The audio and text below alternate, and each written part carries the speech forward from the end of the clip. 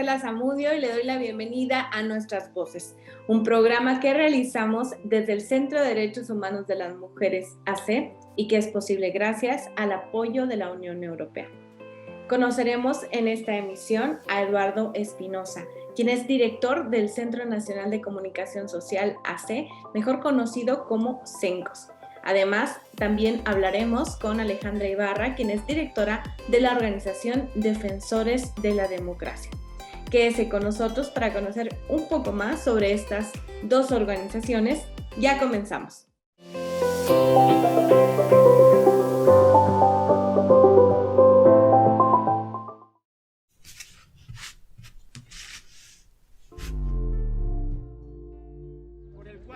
Desde artículo 19 definimos la estigmatización contra las y los periodistas como cualquier acto, generalmente verbal, pero también escrito, que atente contra la seguridad, por una parte, de las y los periodistas, pero también que busque violentar su credibilidad, su vida privada. La definiría como la forma más sutil de violentar el derecho que tenemos las y los periodistas a ejercer nuestro oficio con las mejores condiciones.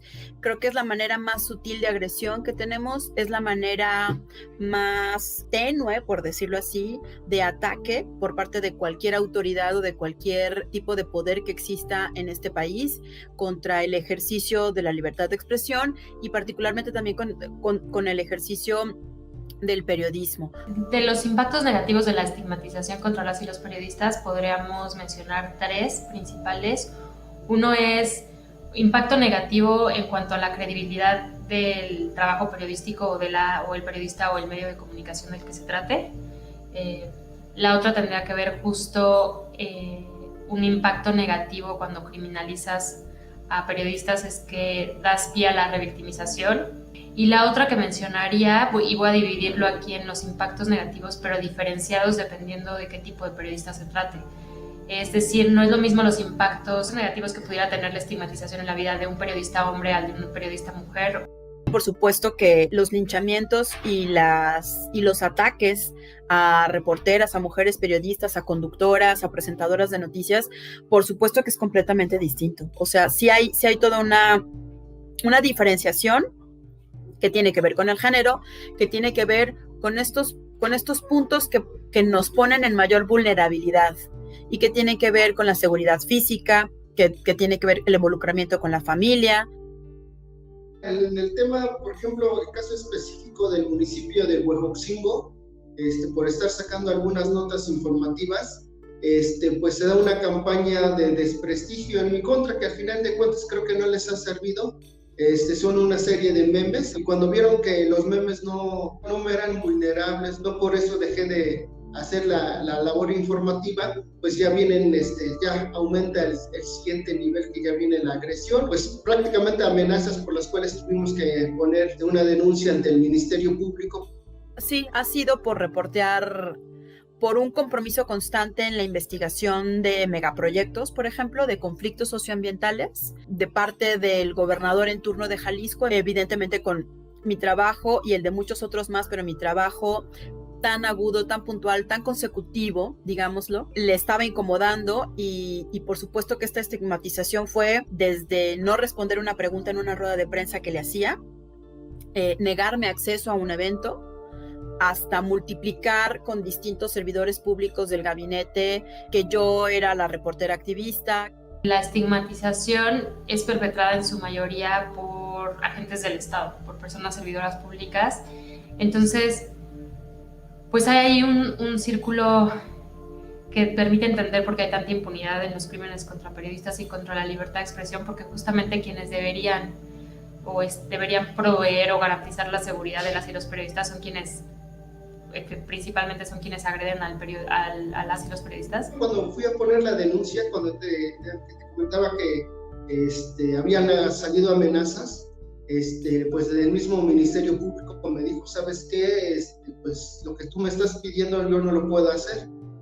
No tenemos el software para dar con los responsables de las personas que te están amenazando. A veces también las autoridades creo que no están preparadas para, digamos, los nuevos tiempos. la realidad que cuentan los gobernantes no responde a la realidad que están viviendo las personas a pie, las personas en calle, en las comunidades. Entonces, me parece que por eso es importante respaldar el trabajo de las y los periodistas, cuidarnos, protegernos, incentivarnos.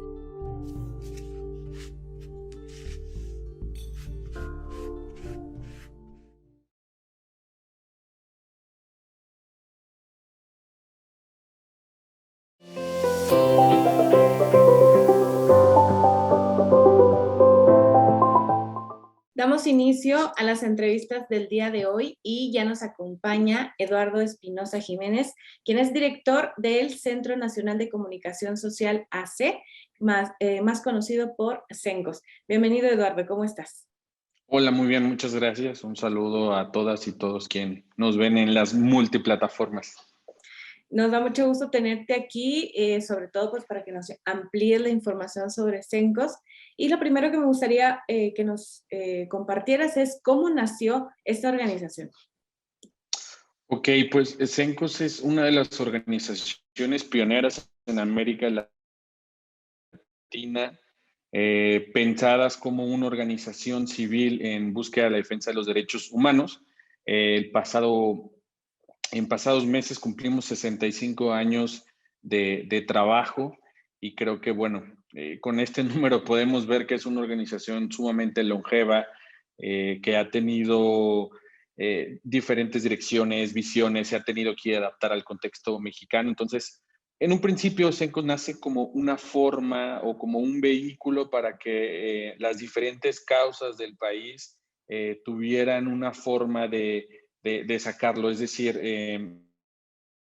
no sé si hay un problema con una mina en Durango, CENCOS era esta plataforma que le daba acceso a los grandes medios de comunicación, a estas organizaciones sociales, civiles, para poner, digamos que en la mirada pública los acontecimientos. Ese fue un poco como el inicio y el principio de lo que CENCOS estaba pensado, ¿no? Obviamente, como dije anteriormente, se ha tenido que ir adaptando a las necesidades del país, pero eso fue como el foco, ¿no? Dar voz a quienes no la tengan. Y bueno, actualmente, ¿cuántas personas integran CENCOS?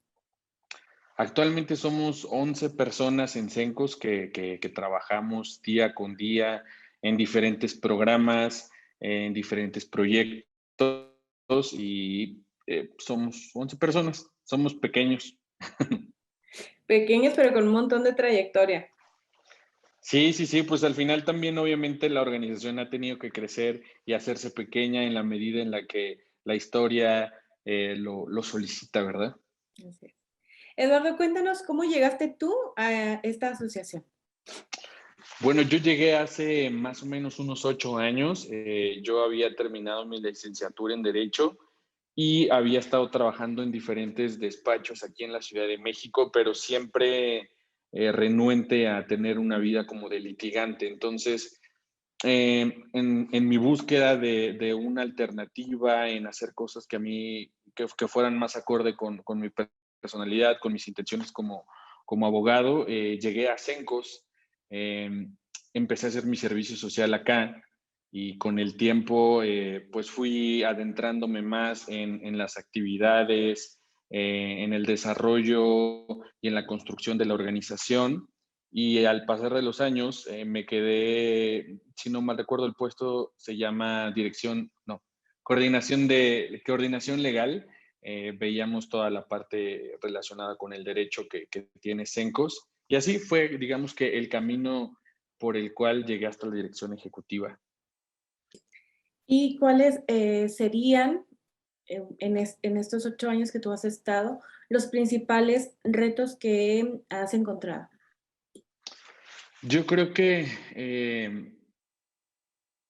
el contexto en el que las organizaciones, no solo CENCOS, trabaja es sumamente complejo. Trabajamos con diferentes actores como víctimas, otras organizaciones, financiadoras, autoridades de distinto nivel y creo que uno de los puntos más importantes a mencionar respecto a las dificultades del trabajo cotidiano es que con quienes colaboramos tienen distintas visiones, distintas formas de entender la realidad, necesidades diversas, y en esa medida construir rutas para solucionar problemas, facilitar procesos para buscar ayudar a alguien o a algunas personas, se vuelve muy complejo. Hay que ser muy resiliente, hay que escuchar mucho, callar bastante. Creo que para mí ese es el gran reto, ¿no? La parte humana que está entremetida y que es el principio del ser de las organizaciones en búsqueda del ejercicio pleno de los derechos humanos. Para mí esa es la parte más bonita, pero también la más compleja, la diversidad de cosmovisiones y de necesidades que hay dentro de la solución de los problemas. Y bueno, la contraparte sería, ¿cuáles han sido los principales logros o metas que han alcanzado ustedes? Yo creo que las organizaciones tenemos metas siempre muy amplias, ¿no? Por ejemplo, la visión de Cencos es que hay un México en donde los derechos humanos se ejerzan, se respetan sin discriminación y donde la libertad de expresión sea una herramienta para la protección y promoción de estos derechos. Es una misión bien complicada, es algo los 65, los 65 años de Cencos, los 56 años de Cencos, perdón, buscan llegar a este objetivo, pero ya hasta me perdí. Me repites la pregunta y ya me di yo vueltas. Sí, sería, ¿cuál es, bueno, la contraparte de lo que hablábamos anteriormente, cuáles serían los logros más importantes o que pudiéramos mencionar? Sí, yo creo que como organizaciones nos fijamos metas bien amplias, ¿no? Eh, la de Cencos, por ejemplo, la misión es tener un México donde los derechos humanos se ejerzan y se respeten sin discriminación y donde la libertad de expresión sea una herramienta para la protección y promoción de los mismos derechos. Es una misión compleja. Entonces, en esa medida, los logros creo que son a cuentagotas, ¿no? Pensando en que esa es la meta final, pero creo que como Cencos nos llevamos mucho las pequeñas victorias cuando colaboramos con víctimas, con organizaciones, y que podemos sumar nosotros una capacidad, podemos sumar un acompañamiento, podemos sumar escucharles por lo menos, ¿no? Hay veces que las victorias son colectivas en términos de escucharnos y sanarnos. Creo que es complicado establecer, cuando ganamos esto, cuando perdimos aquello. Yo creo que es más bien nos llevamos las victorias del colectivo, ¿no? Con las víctimas, cuando podemos apoyarles a difundir un tema, cuando el hecho de esa difusión tenga un impacto en que avance el tema legal en su caso en específico. Yo me llevo más la resiliencia social y la construcción de tejido que a través de estos vehículos que son las organizaciones se pueden establecer y se pueden generar.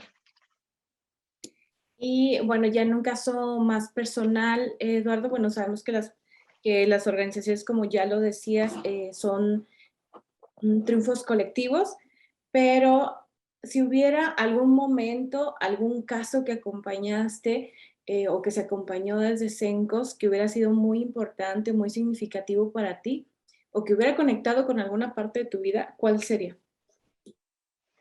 Híjole, creo que a lo largo de estos 8 años me he llevado en lo personal muchas victorias, como dices, compartidas, pero sin duda una de las que me ha marcado más, creo que cuando yo llegué a Cencos, el tema de Ayotzinapa estaba sumamente en los reflectores y Cencos estaba aportando la parte de la comunicación en alguna medida, y creo que para mí fue una victoria como el primer caso que yo vi desde Cencos, ¿no? Como acompañantes, creo que me llevo esta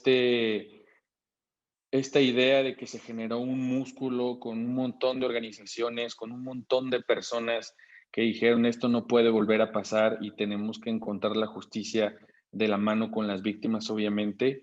Creo que esa es la victoria que llevo muy guardada en lo personal, ver cómo todo un sector y un grupo de personas históricas y nuevas personas como yo en ese momento que estaba como vinculándome en este mundo, construyeron todo un aparato para fortalecer a las víctimas, para acompañarles, para entregar desde las trincheras de cada quien una parte, ¿no?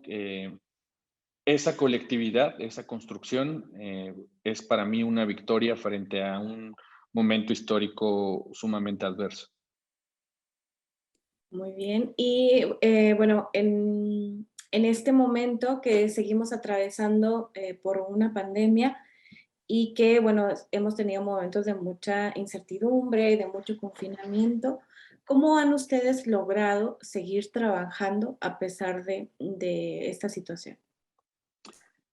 Yo creo que la bondad del momento en el que estaba Cencos cuando llegó la pandemia es que muchas de nuestras actividades podían tornarse al ámbito digital. Obviamente no todas, no con la misma calidad, no con la misma entrega, claro está, pero muchas de nuestras actividades principales y servicios principales se pudieron continuar de manera digital. Nos sentimos afortunados en esa medida, ¿no? Y creo que también de una manera, digamos que secundaria, la organización se fue preparando de manera indirecta, sin pensarlo, obviamente, en que el día que necesitáramos no estar juntos, seguir trabajando como organización, aun si no nos encontramos en un espacio físico. Entonces, de manera secundaria se fueron construyendo las capacidades y por otra parte, muchas, no todas, de la naturaleza de nuestras funciones pudieron migrar a la parte digital. Sin embargo, esto, digo, suena muy positivo, pero no lo es del todo. Obviamente, muchas de las cosas importantes que Sencos hace, como las conferencias de prensa, han bajado la cantidad que se realizaban, por ende, pues muchas temáticas están, digamos que de alguna manera silenciadas. Hemos intentado buscar estrategias para que las personas, colectivos que querían informar algo pudieran hacerlo en la vía digital, pero obviamente el país y todas las organizaciones y los sindicatos no están preparadas ni preparados para hacer una conferencia online y no le entienden. Esa parte nos rebasa. Hemos intentado generar estrategias para decirles, miren, podemos seguir haciéndolo en vía digital mientras esto no cambie, pero la verdad es que ha sido imposible continuar con ese ritmo y entregarles a todos este servicio, ¿no? Entonces, no es, digamos que todo color de rosa, ha sido momentos muy, muy complicados, pero digamos que el corazón de Sencos puede permanecer en el ámbito digital. Y esperemos eso termine pronto, porque sin duda la parte de relacionarse con las personas, de encontrarse, de escucharse, es fundamental en, en este proceso, ¿no? Así es la cercanía, ¿no? Y que justamente, pues la pandemia nos está dejando esta enseñanza de cuánto nos necesitamos unas personas a otras. Eduardo, actualmente, ¿cuáles son los casos que ustedes están acompañando? Bueno, ahora como tal, Cencos no lleva casos, acompaña en términos de comunicación a diferentes organizaciones y estas tienen casos. No tenemos como un caso que sea nuestro y que nosotros acompañemos como tal. En realidad, nosotros tenemos una estrategia de comunicación que lo que busca es que nosotros seamos la plataforma para que organizaciones que a lo mejor no tienen un impacto mediático tan amplio pueda venir con nosotras y nosotros digamos que sirvamos como la plataforma en donde se habla del tema. Entonces, más bien nosotros hemos puesto mucho hincapié y estamos buscando mejorar siempre opciones de comunicaciones estratégicas, sí, más pensado en las estrategias que nosotros conocemos por el trabajo histórico de Cencos y aportar estas herramientas y estas capacidades a organizaciones, a colectivas de víctimas, sindicatos, diferentes actores. Entonces, como tal, no llevamos casos, pero sí lo que nosotros estamos a la tarea es en generar estas herramientas, mejorarlas, adaptarlas y para quienes las necesiten, nos busquen y nosotros podamos, obviamente, entregarlas, capacitarles y todo lo que sea necesario para que sus voces obviamente salgan a este mar tan convulsionado de información en Internet y todo lo que está sucediendo día con día. ¿Cómo es que llegan las organizaciones a ustedes, Eduardo? ¿Ustedes las buscan o principalmente las organizaciones los contactan? Yo creo que es un juego de dos vías. Hay muchas veces que en nuestros proyectos eh, su naturaleza busca que tengamos aliadas y nosotros buscamos organizaciones y decimos, oye, mira, tenemos interés en posicionar este tema, tú eres la organización experta, nosotros podemos brindarte estas herramientas y lo trabajamos en conjunto. Pero también sucede que hay otras alianzas que llegan por ser Cencos un referente histórico y literal tocan a la puerta de estamos buscando una conferencia, estamos buscando un taller de comunicación, digamos que sí es de ida y de venida, ¿no? Entonces, no hay una regla de que nosotros les busquemos o ellos nos busquen, siempre estamos, digamos que, compartiendo de manera circular la información. Y bueno, ¿hay alguna campaña, alguna difusión que se haya dado una rueda de prensa, que haya logrado unos alcances muchísimo más altos que de los que ustedes esperaban? Sí, yo muchas veces hay conferencias que nosotros revisamos obviamente la información, les asesoramos y tenemos como, digamos, la percepción de que no va a tener un impacto tan trascendente, ¿no? Pero el país es tan amplio, las problemáticas son tan diversas que toda información tiene su importancia y su nicho. Entonces, como anécdota, me recuerdo bien, hace unos meses hicimos una conferencia de un grupo de personas que son jubilados, pero que no han recibido una parte de sus derechos. Es un tema muy quisquilloso, pues, pero en términos generales, estas personas no recibieron completos sus derechos a la hora de jubilarse y revisamos la temática, hicimos todo el trabajo que hacemos con las organizaciones o colectivos y dijimos, bueno, no esperábamos que tuviera un impacto tan amplio, pero se sumó muchísima gente que obviamente como que vio el tema y dijo, no sé, yo también soy jubilado y no sabía que podría tener acceso a A o B prestación, ¿no? Que me quedan debiendo. Entonces, eso es muy interesante, ¿no? Porque ahí malamente, digo, esto solo pasa en el ámbito de la revisión de la información y de comparar nada más por el hecho de tener varias conferencias, no es una cosa que nosotros le prestemos sumamente atención, el servicio es,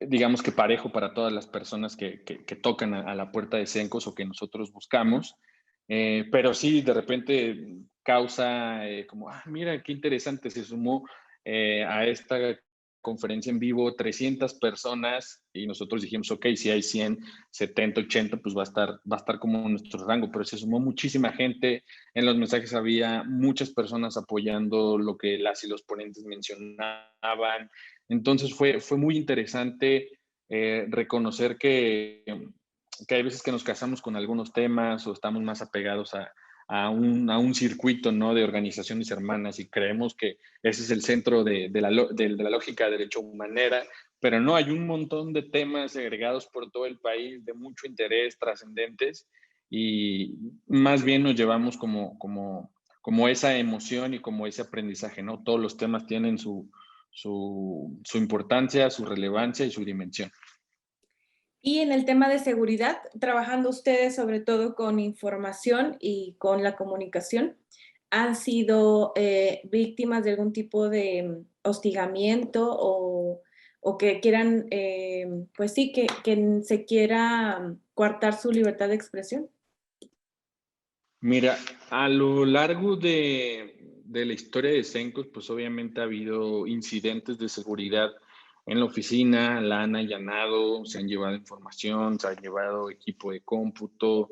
En los últimos años, y al menos desde que yo estoy en la dirección ejecutiva, no hemos tenido como tal un incidente en el inmueble. De pronto nos damos cuenta cuando hay algún tema complejo que creemos que nos vigilan o que están más atentos personas en la calle de parte del equipo que lleva alguna temática o algo así, pero siempre obviamente con el ánimo de continuar trabajando, de saber que nuestro trabajo está fundado, y que no es más que eso, ¿no? Un trabajo en la búsqueda de justicia, dependiendo el tema, ¿no? Pero sí, en términos históricos sí han golpeado a Cencos en ese sentido, pero bueno, en los últimos años no hemos tenido por suerte temas de seguridad, más que cosas que nosotros de pronto ponemos alertas y iniciamos nuestros protocolos y más, pero hasta ahí eh, estos últimos años no ha habido un conflicto de ese tipo. Y bueno, ¿dónde podemos encontrar los materiales que ustedes publican? Si nos pudieras compartir sus redes sociales, su página web. Sí, en nuestra página web, www.cencos.org, está la gran mayoría de la información propia y que también hacemos en colaboración o que nosotros replicamos. Y en nuestras redes sociales, Facebook, Twitter e Instagram como cencos.org, ahí nos van a encontrar. Y finalmente, Eduardo, ¿algo más que te gustaría agregar a esta entrevista? Pues nada, agradecer el espacio. Creo que es bien importante en estos tiempos en el que no podemos estar juntas y juntos, conectarnos a través de estas dinámicas, reconocer el trabajo, y no digo reconocer como exaltar, sino reconocer y que la gente sepa que hay ciertas organizaciones por si algún día necesitan A o B cosa. Me parece muy importante que justo en este contexto, perdón que sea redundante, existan estos espacios en donde podamos platicar un poco, que en esta plática alguien pueda escuchar y pueda buscarnos, o igual que la gente que a lo mejor llegue porque viene de Cencos, conozca su organización, sus aliadas. Entonces me parece muy interesante que haya este ejercicio y con mucho gusto estamos a la orden de todas las personas. Pues muchísimas gracias, Eduardo, por estar hoy en el programa de Nuestras Voces. Y bueno, aquí van a estar apareciendo la información de Cencos, las redes sociales, la página web, para que se puedan seguir también las personas que nos están viendo todo su trabajo. A las personas que siguen el programa de Nuestras Voces, ya regresamos con una entrevista más.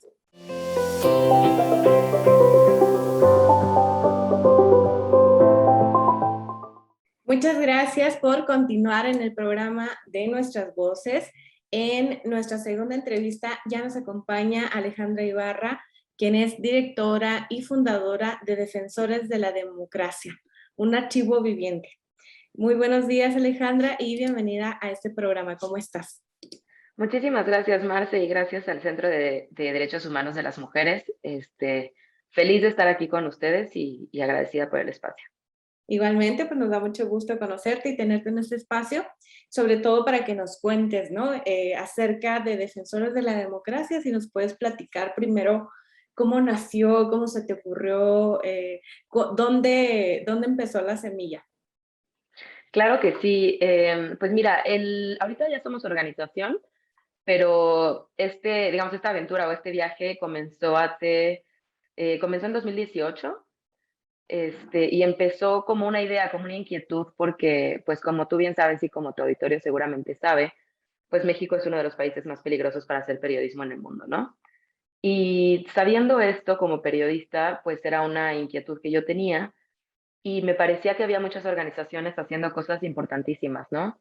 Artículo 19 brindando atención, Comité de Protección para Periodistas también ayudando a los colegas, Propuesta Cívica dándoles acompañamiento legal, vaya, un sinfín de cosas, pero había una cosa que yo nunca encontraba cuando intentaba pues entender o conocer más de los periodistas y de los colegas asesinados, y era su propio trabajo. Entonces, yo en ese momento, en 2018, estaba cubriendo migración en Estados Unidos, parece que no tuviera nada que ver, pero pues estaba haciendo eso, y de repente me tocó cubrir la historia de un periodista justamente de Chihuahua, que estaba en Estados Unidos porque había tenido que huir por seguridad, ¿no? Porque habían amenazado su vida y la de su hijo. Y a la hora que yo lo entrevisto a él, Emilio, me empieza a contar que las amenazas habían venido del ejército, una serie de circunstancias, y yo digo, bueno, empiezo a tratar de buscar todo el material que había alrededor de su caso, ¿no? La demanda acá, la solicitud que él hizo con la Comisión de Derechos Humanos, su petición de asilo en Estados Unidos, y había muchos documentos, digamos, por ahí, pero lo único que yo no podía encontrar era su obra periodística.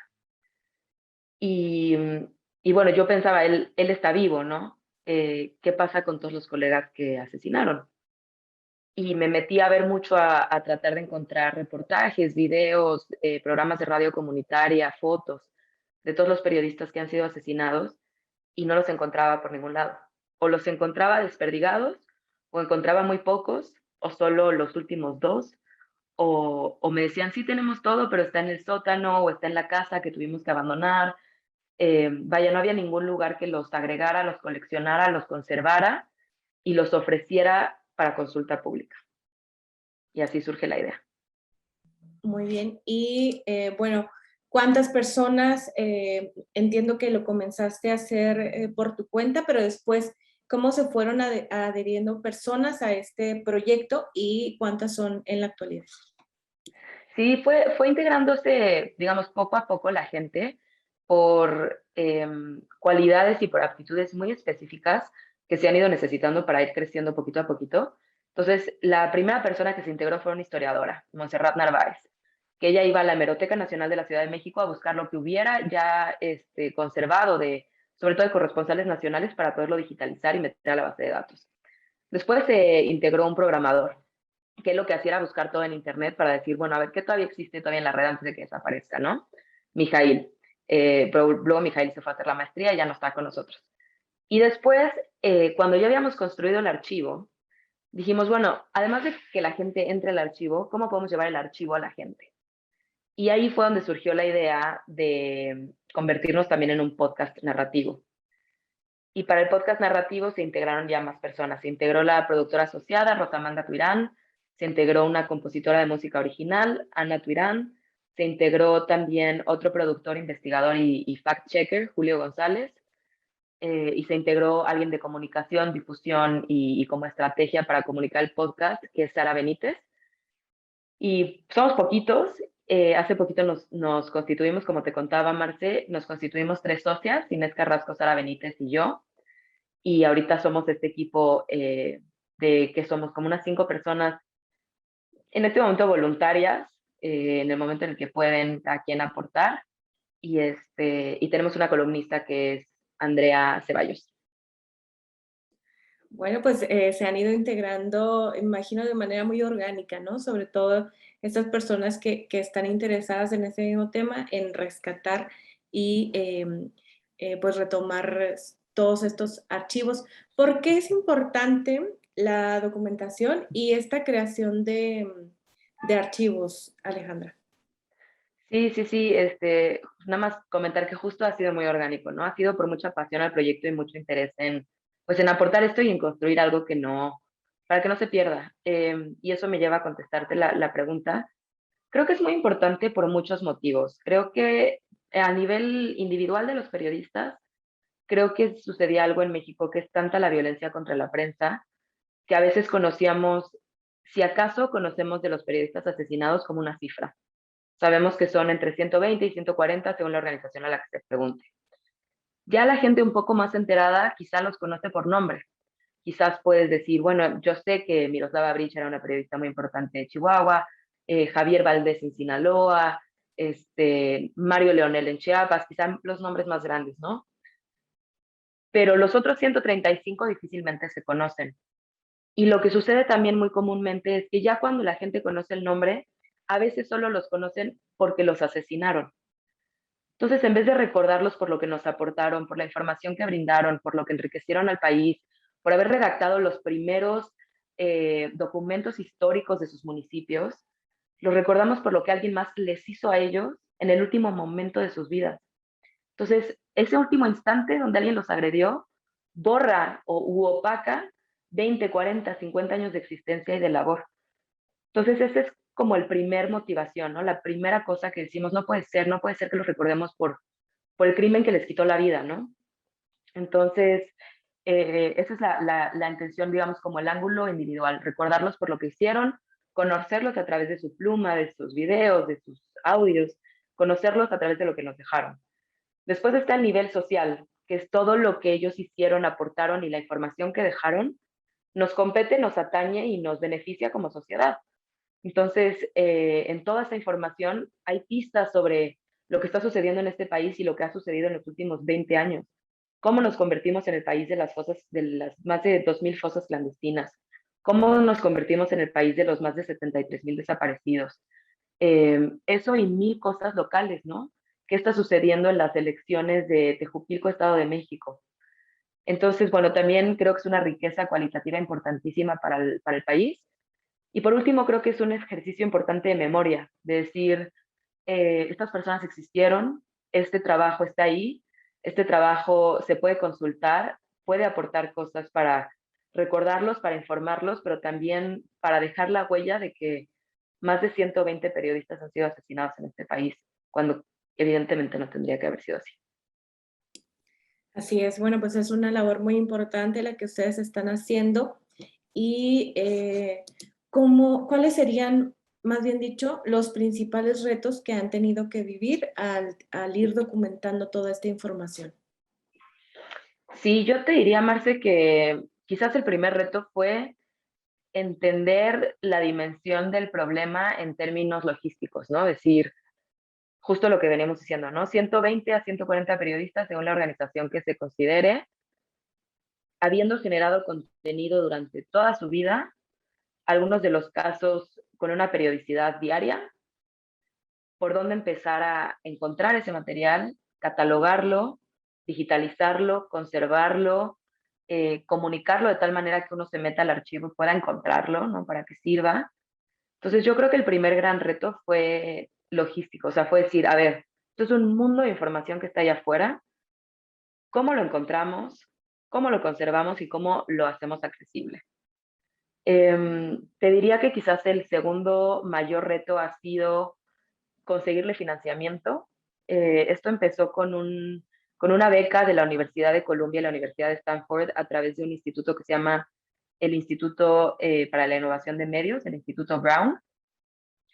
Ese instituto nos dio, digamos, como una beca semilla, después nos extendió financiamiento y después tuvimos mucho apoyo de la Fundación Ford y de la Fundación Ball. Y ahorita se nos ha ido acabando ese financiamiento, estamos como en proceso de retomar, de seguir buscándolo, pero sí es una labor constante decir, esto necesita dinero para operar, ¿no? Necesitamos un equipo que esté yendo a la hemeroteca, que esté hablándole a los familiares, necesitamos programadores que estén logrando consolidar toda esta base de datos, necesitamos diseñadores que lo puedan comunicar, etcétera. Y finalmente yo creo que el tercer gran reto ha sido el emocional. Creo que a todos en el equipo nos ha sucedido que después de estar leyendo y leyendo y leyendo y leyendo el trabajo de alguien, verdaderamente sientes que puedes llegar a conocer una parte de esa persona. Y después de ver todo lo que aportaron, porque además se transmite en sus videos, en sus textos, en sus reportajes, pues se transmite lo que les importaba, se transmite parte de su carácter, se transmite incluso parte de su personalidad y su pluma, ¿no? Y después de ver tanto de sus trabajos, hay gente para la cual tenemos 20 años de labor periodística, sí, no es inevitable sentir un vacío espantoso ante la pérdida, a pesar de ser personas que no conocimos personalmente, ¿no? Así es, y bueno, sobre todo que es un tipo de acompañamiento el que ustedes hacen, pero visto de adelante hacia atrás, ¿no? Ustedes van conociendo, como tú lo mencionas, Alejandra, a estos periodistas y bueno, enterándose de todo la importancia de lo que estaban dando a conocer al mundo. En contraparte de estos retos que nos comentas, ¿cuáles crees que han sido los mayores logros que han tenido hasta ahora? Sí, creo que pues son un poquito parecidos, ¿no? Como lo planteas desde la pregunta, o sea, son un poco como la otra cara de la moneda.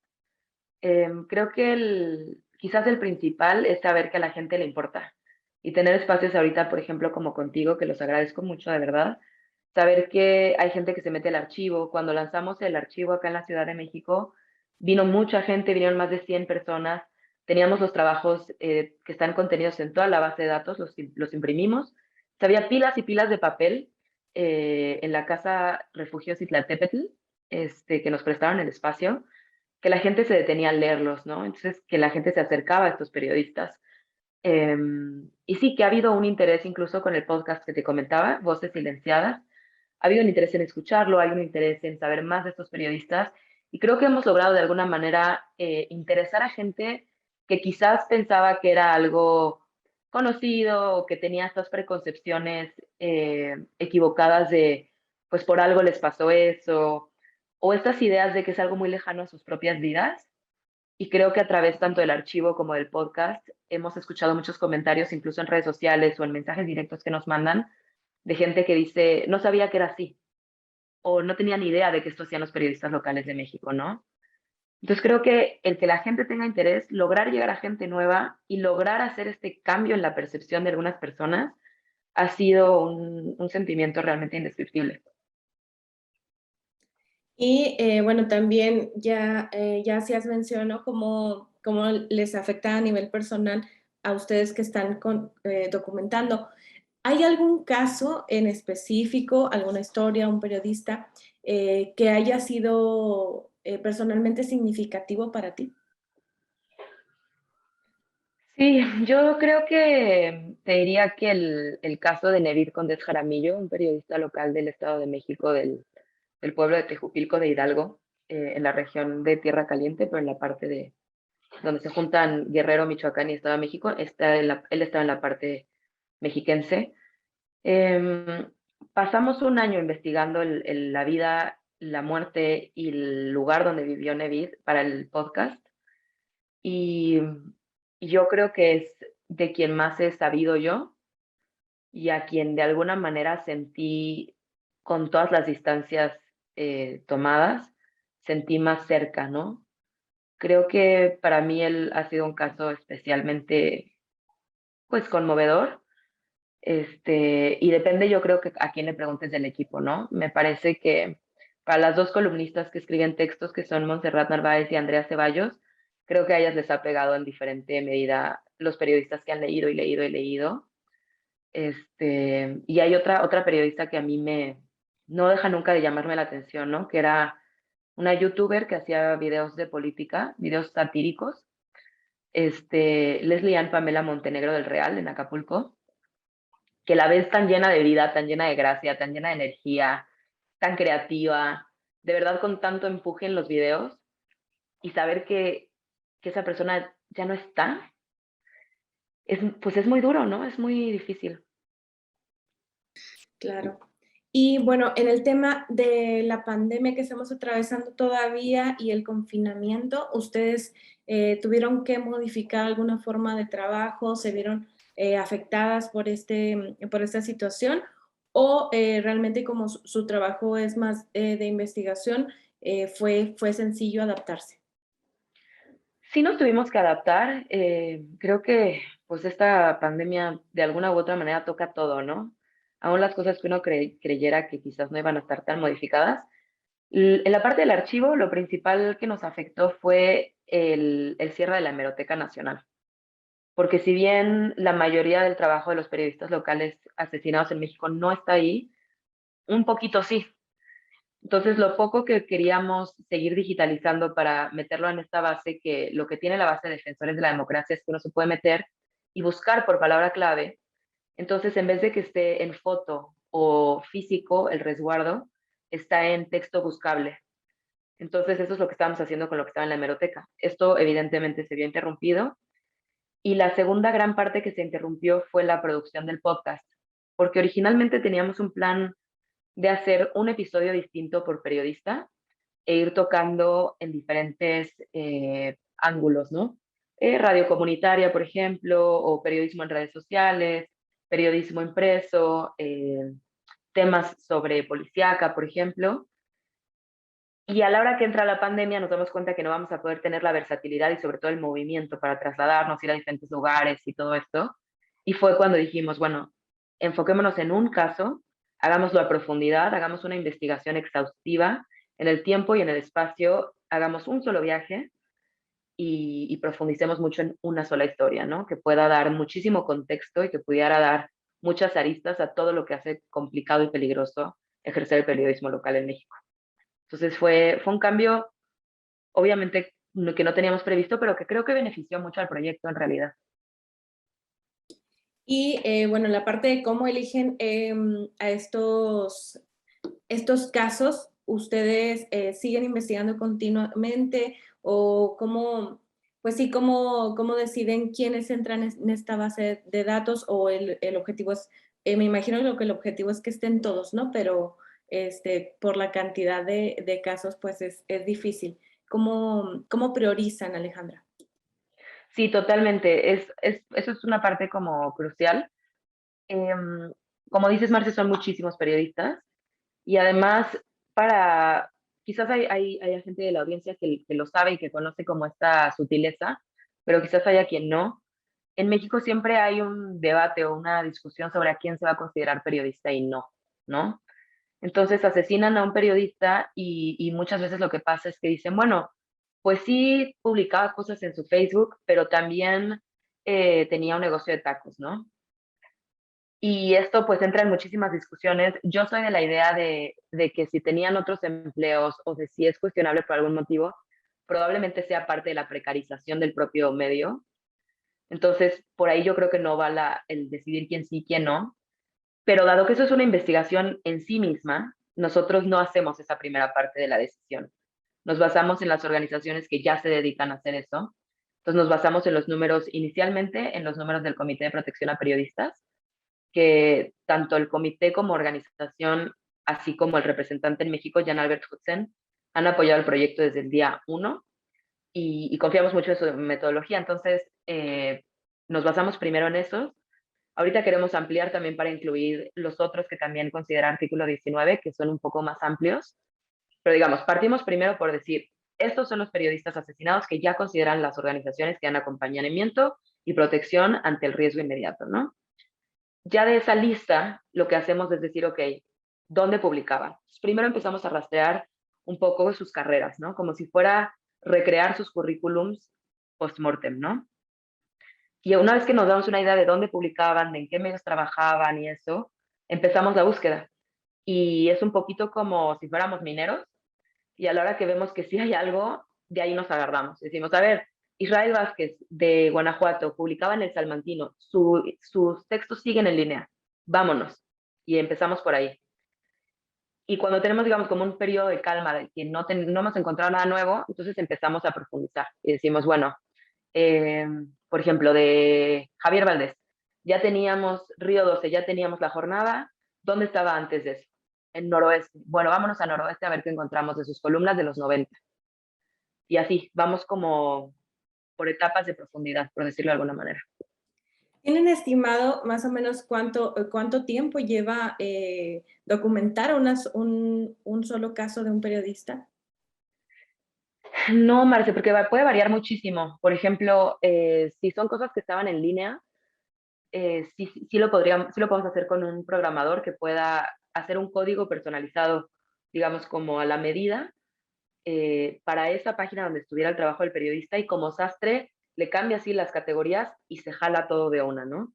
Entonces depende, ahorita no tenemos programador en este momento, pero si el programador sabe muy bien ese código, puede ser muy rápido. Entonces podemos lograr conservar, no sé, 200 obras periodísticas en 5 minutos.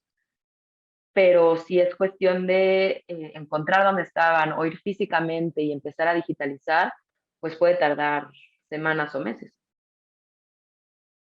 Y actualmente, ¿cuál es la historia que se está documentando?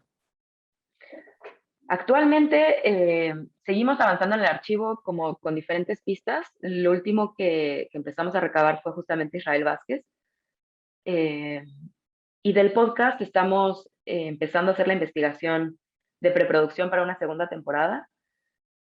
Pero hasta no tener un poquito más de información, prefiero dejarlo en sorpresa. Y en el tema de seguridad, ustedes trabajan con mucha información que es sensible. ¿Han sido víctimas de algún tipo de acoso o pues sí que hayan tratado de coartar su libertad de expresión? No, gracias a Dios y por suerte, la verdad es que no. No sé si es por suerte o si también eso nos habla de dónde están los riesgos y nos habla de quiénes están en riesgo. Nosotras, no sé si sea por hacer trabajo, como decías, de investigación y hacia atrás, No sé si eso es algo de lo que no aqueja o no atañe tanto a quienes amenazan, pero por la parte de archivo no hemos tenido ningún problema. Y por la parte de investigación para el podcast, tomamos muchas precauciones para ir a reportear cuando lo hicimos en Tejupilco. Y tenemos precauciones, digamos, en Internet, como estos VPNs que anonimizan nuestra ubicación y todas las cosas de contraseñas y todo eso, porque lo único que sí tuvimos fue que intentaron entrar a nuestras cuentas de redes sociales. Por un periodo como de unas 2 semanas, estuvieron tratando de entrar de las diferentes personas del equipo y tratando de tirar las páginas de Internet, eso sí. Pero, digamos, fuera de eso no. ¿Y cómo puede ayudar la sociedad en general a este archivo? Creo que la mayor manera es visitándolo, consultando el trabajo de los periodistas. El archivo está en www.defensoresdelademocracia.mx y escuchando el podcast, porque entiendo que quizás no todo el mundo es el público objetivo de un archivo, ¿no? Creo que académicos, estudiantes, escritores, periodistas lo pueden disfrutar muchísimo, pero tal vez si no te interesa meterte a estar buscando y leyendo y saber más, pues si vas manejando, si vas en el camión, si vas en el metro, si vas caminando, si estás lavando los trastes, puedes escuchar el podcast y eso también sería como una gran ayuda. Esto está en Voces Silenciadas, en cualquier plataforma donde escuchen sus podcasts, y en la página www.vocessilenciadas.mx. Muy bien. Bueno, pues de todas maneras van a estar apareciendo aquí en la pantalla para que las personas puedan seguir todos estos programas o revisar en caso dado el archivo digital. Alejandra, ¿cómo elegiste el nombre de Defensores de la Democracia? Fue complicado. Creo que los nombres siempre son difíciles, ¿no? Y yo como periodista, la verdad es que los nombres siempre se me complican. Pero un poco creo que el nombre creo que es muy descriptivo y creo que se fue como decantando a través del trabajo, porque mucho de lo que empezamos a entender de los periodistas locales a través de conocerlos, leyendo su obra, era que sobre todo son periodistas de municipios pequeños y son periodistas que hacen periodismo local y cotidiano, ¿no? Y creo que en su esencia, el periodismo, lo más importante de la aportación periodística a una democracia es mantenernos informados, darnos elementos para tomar acciones, para participar en la vida pública, ya sea a través del voto o a través de involucrarte en alguna cosa comunitaria, en alguna cosa vecinal, o simplemente en decir, esto no debe ser así. Y sin esa información, sin esa gente que levanta la voz y acerca esa información a nosotros, creo que la democracia sería muy débil, sería menos madura de lo que es ahora, a pesar de que nuestra democracia sigue siendo joven. Y creo que estas personas todos los días, a nivel diario, cotidiano y local y comunitario, la estaban defendiendo y la estaban fortaleciendo. De hecho, creo que su propio acto de hacer este periodismo que al final les arrebató la vida, indica que podían tener la voz para hacerlo. Y, y creo que ellos son nuestros grandes defensores de la democracia. Y creo que nuestra democracia, el futuro de nuestra democracia, yo creo que va a depender de que se fortalezca así, en lo local, en lo cotidiano, en lo comunitario y a través de periodistas como lo son estas personas contenidas en el archivo. En este periodo también de confinamiento, ¿ustedes han registrado algún índice que indique que haya mayor o menor violencia hacia periodistas? Realmente no hemos registrado como un aumento que sea menor porque no llevamos un registro, una documentación de la violencia nosotros, ¿no? Como que ahí la verdad es que nuestros aliados en Propuesta Cívica, en Artículo 19 y en el Comité de Protección a Periodistas, para nosotros son esenciales, porque ellos pues son quienes hacen esa parte como de reacción inmediata y de apoyo y de protección, y nosotros confiamos y trabajamos mucho de la mano con ellos para lo que ellos documenten, nosotros poderlo o narrar y explicar en contexto a través del podcast o usarlo para entender mejor cómo construir el archivo, ¿no? Entonces, pues en ese sentido, la verdad es que no es en lo que nos enfocamos.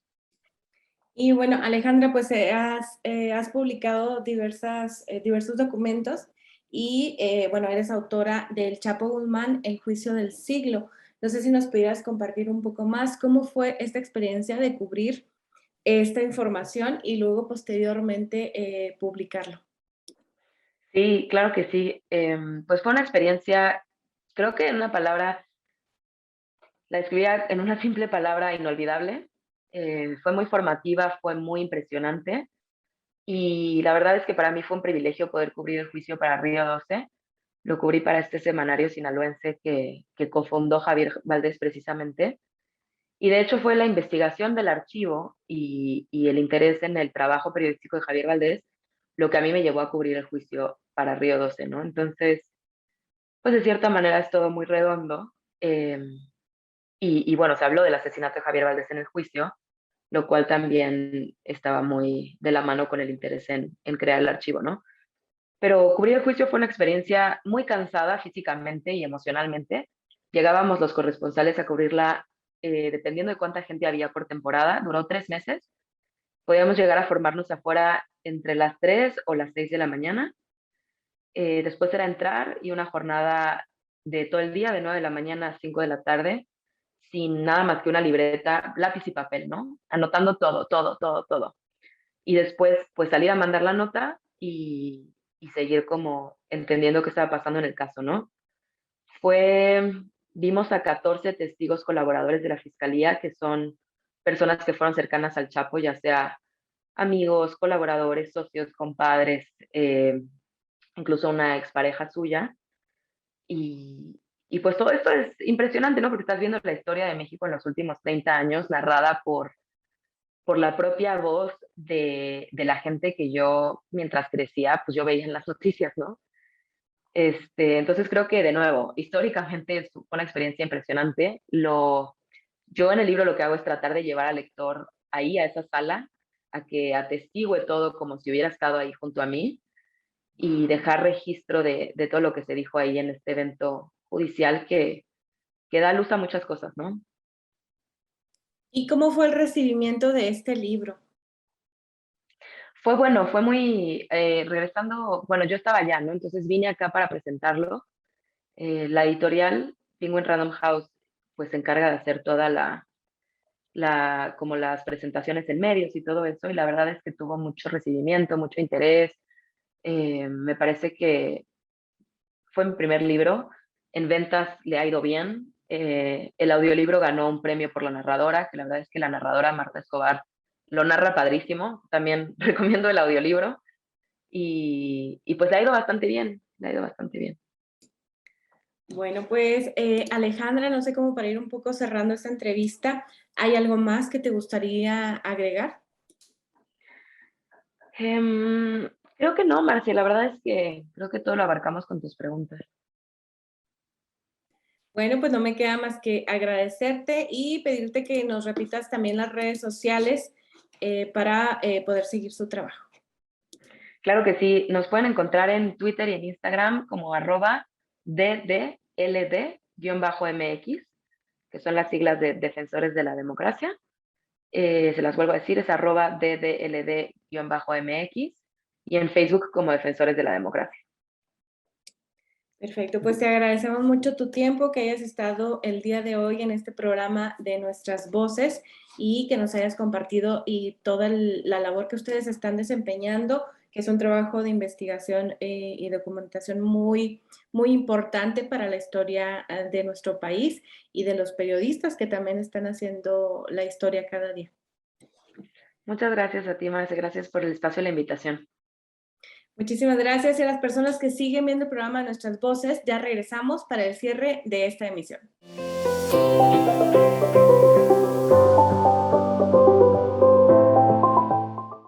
Agradecemos a las personas que estuvieron de invitadas en este programa, que fueron Eduardo Espinosa de CENCOS y Alejandra Ibarra del Archivo Vivo Defensores de la Democracia, así como al equipo de Trompeta Films por la edición de esta emisión. Siga todos los capítulos de Nuestras Voces a través de las redes sociales del CEDEM. Encuéntranos en Facebook como Centro de Derechos Humanos de las Mujeres, en Twitter e Instagram como @CEDEM, en YouTube como CEDEM Chihuahua y en Spotify como Nuestras Voces CEDEM Chihuahua.